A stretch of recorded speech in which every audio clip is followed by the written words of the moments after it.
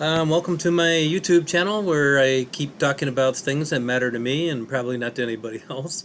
But today I want to talk about something different. It's not paraplegic type stuff, it's not short story stuff. It's something that also bugs me continuously over and over again and scares me, startles me, frightens me, and, and really makes our world a tougher place. And I just have to talk about it and get it out of my system. Uh, you know, no politician has made these arguments that I'm going to be making right now, and it has to do with the Second Amendment.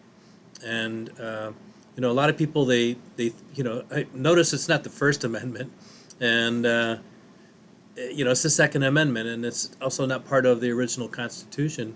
It was an amendment. It was a change that was made to it. But I want to talk about it a little bit because most people who have gun have never read the amendment. They don't know that. They don't know anything about it. All they know is the part where it says the right of people to keep and bear arms should not be infringed. That's the part that they all seem to have that memorized. But the Second Amendment is only 27 words. There are a few more words that they keep leaving out. And I don't know if it's that they're leaving it out conveniently, or they just never looked it up, or it's definitely is not being talked about.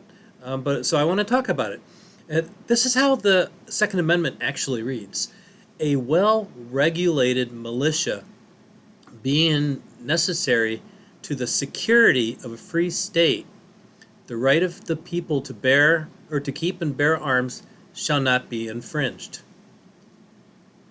See, it tells them they can have bare arms, so they can go with a short sleeve shirt. No, no, no. I mean, it's spelled BEAR, not BARE.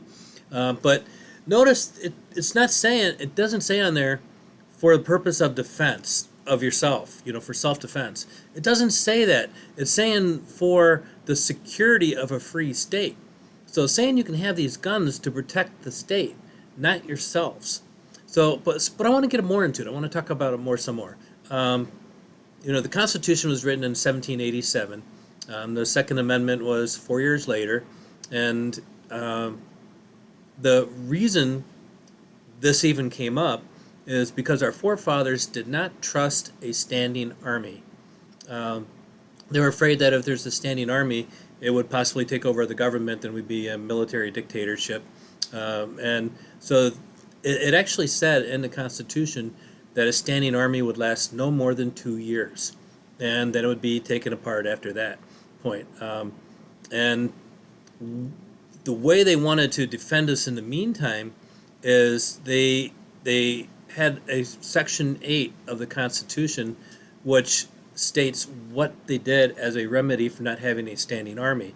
And what it says is, under Section 8, it says, to provide for calling forth the militia to execute the laws of the Union, suppress insurrections, and repel invasions.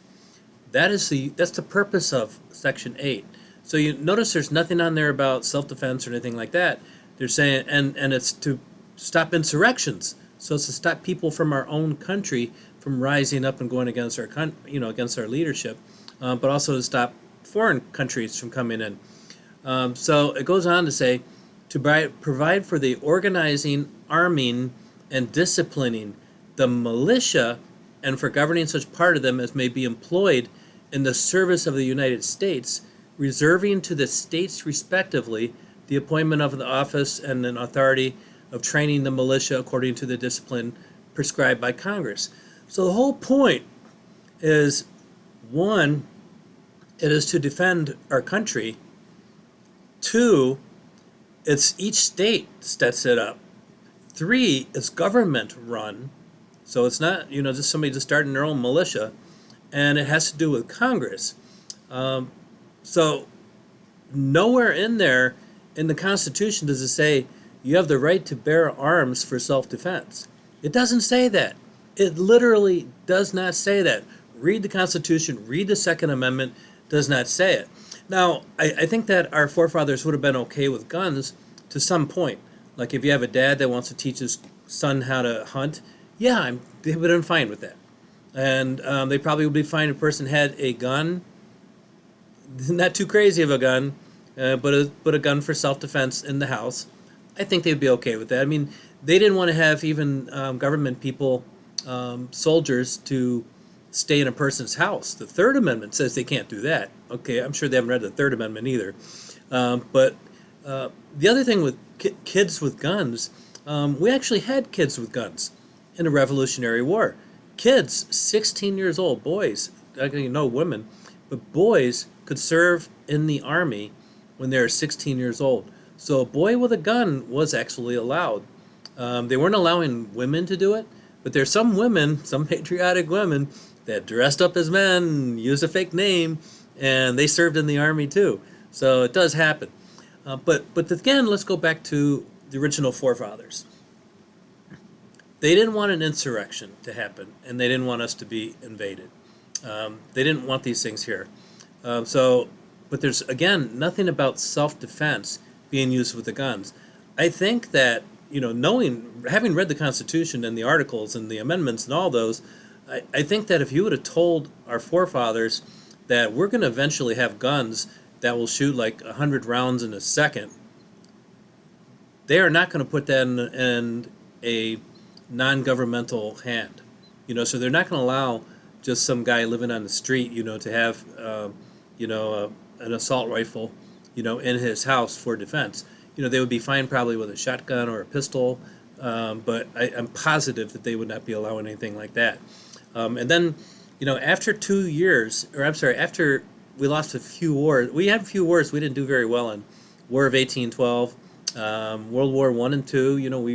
We saved. We did very well in those wars, helping the other countries in Europe. Fortunately, that didn't take place on our soil, although Japan did invade Hawaii, or didn't invade, but they bombed.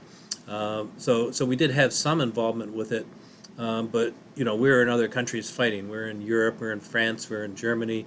We were across there fighting. So after the Second World War, we decided to establish a permanent army, and when we did that, it now became no longer necessary for there to be civilians to protect our country. It became absolutely non necessary. And we do, in fact, have state run militias. They're called the National Guard. So we have the National Guard. That's where you're allowed to have a gun. You're not allowed to have a gun for self defense. You're certainly now not allowed to walk around the street with them, and then so-called defend yourself, when you're walking somewhere with a gun. You're just not allowed to do that. It's not allowed by the Constitution. But you don't hear Democrat saying that. You don't hear Republicans saying it. Nobody. Because I think they're all owned by the gun lobby. We have more guns than we do citizens in the United States.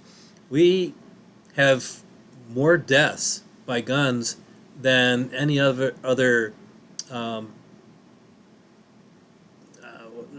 there are other countries that actually have more deaths per person than us, but for one that's a wealthier country, we're the absolute worst for that. We're more than twice as many. We're probably 3 times the amount of deaths that Saudi has, and I think Saudi Arabia is number 2 on that. Countries that have banned guns or made them very hard to get, Japan, they have almost no deaths on there. You have Norway. I think there are 18 countries that don't allow guns at all. New Zealand and Australia have, there are a lot of countries that they've gotten rid of guns or made them very hard to get. They restrict them to people who need them, police officers, army people, just not anyone on the street, you just don't have it. So I don't know. I wanted to talk about the Second Amendment because this whole thing about I have the right to bear arms and it's given to me by the Constitution, it's just BS. You don't have that right. You have the right to serve in a well-organized government-run militia. That's your right. That's the right the Second Amendment gives you and Article 8 gives you, not the right to just go walking anywhere with an assault rifle and pretending like you're all manly and everything. And really, I look at most of those people, these guns walking around, as cowards. I really do. But that's just me. So anyway, I wanted to rant. I had to rant. I had to get this out of my system because every time I hear somebody say, "Oh, I have the Second Amendment rights," I just go, "You don't, you freaking idiot! You don't have the Second Amendment right.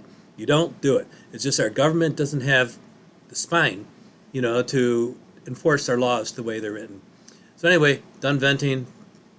Watch somebody come to shoot me now. Hopefully not. Screw you if you do. So anyway, thanks everybody. Bye bye.